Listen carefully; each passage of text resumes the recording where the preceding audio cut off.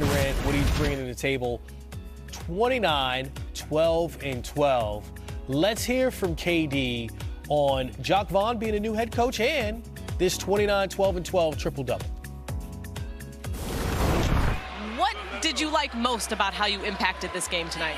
I just like how we were all on the same page. You know, I'm only as good as my teammates, so you know, them setting me up, them being there for me, helping me on defense when I'm guarding one-on-one, helping rebound. So it's a team effort for me to get going because a lot of teams putting a lot of attention on me offensively, so I got to rely on my guys to get me open.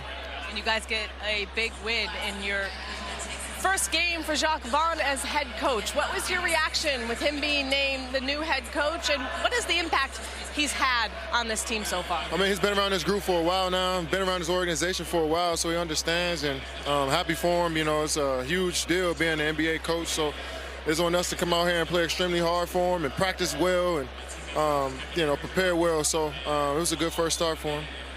3-5 since he's taken over, 3-1 without Kyrie. I mean, look, the vibes are good.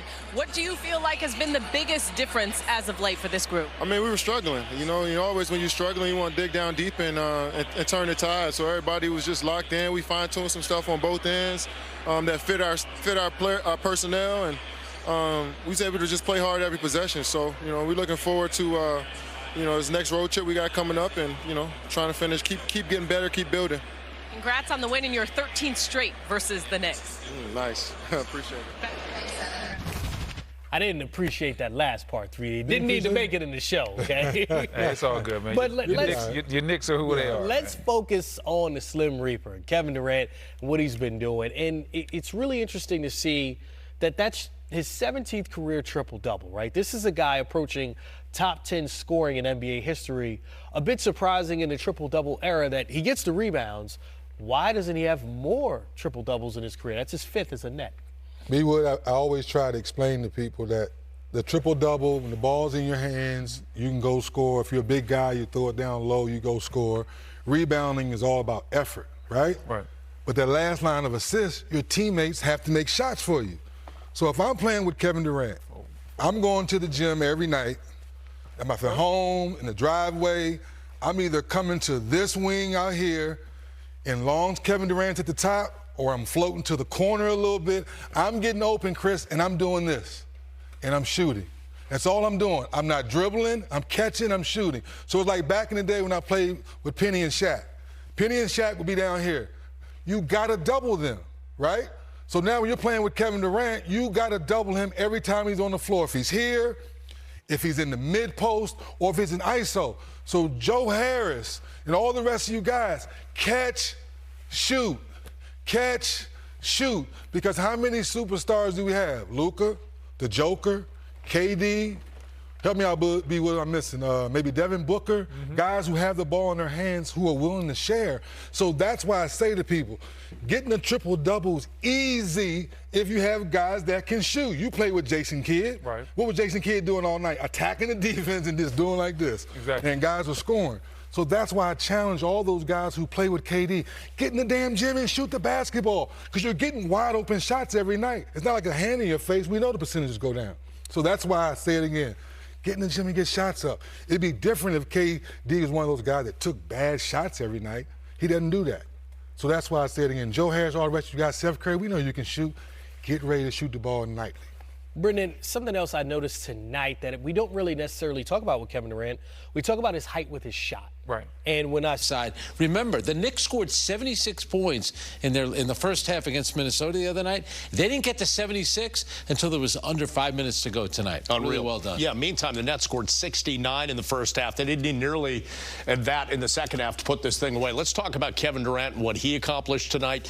You said maybe 30 points. Yeah.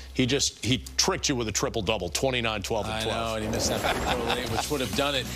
You know, I thought clearly it's early in the season.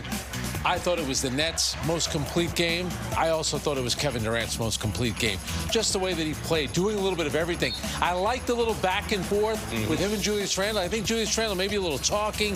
I think he got in Kevin Durant's ear a little bit, and I thought that little fire into Kevin Durant, not that he needs it, but I thought that gave him a little extra motivation. But just doing a little bit of everything, blocking some shots, but getting the rebounds, that was the triple-double right there. And I love this. The backdoor pass from Ben Simmons, Kevin Durant with the layup and one.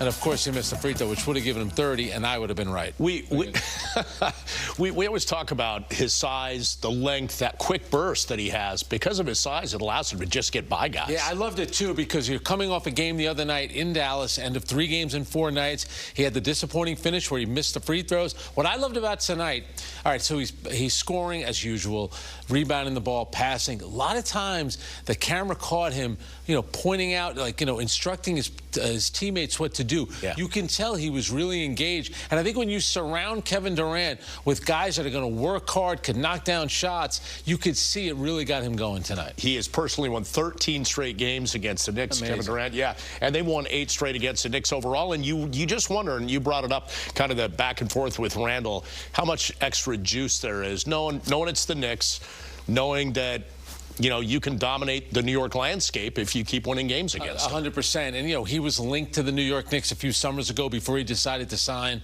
with the Brooklyn Nets. So that's always going to be there. He knows who's on that bench. He knows who Tom Thibodeau is, going to try to design all these different defenses to stop Kevin Durant, and it didn't work. And by the way, once again, we started the season, and everything was about how poorly they were playing defensively. There was a stretch tonight in the game, and I get it. The Knicks' bad aim had something to do with it, but the Knicks went through a stretch where they missed 20 of 22 shots and 15 straight three-pointers at one point they missed. So, yes, that's some of the Knicks not making shots, but that also tells you how engaged the Nets are on the defensive end. You talked a minute ago about Kevin Durant kind of being a floor general out there.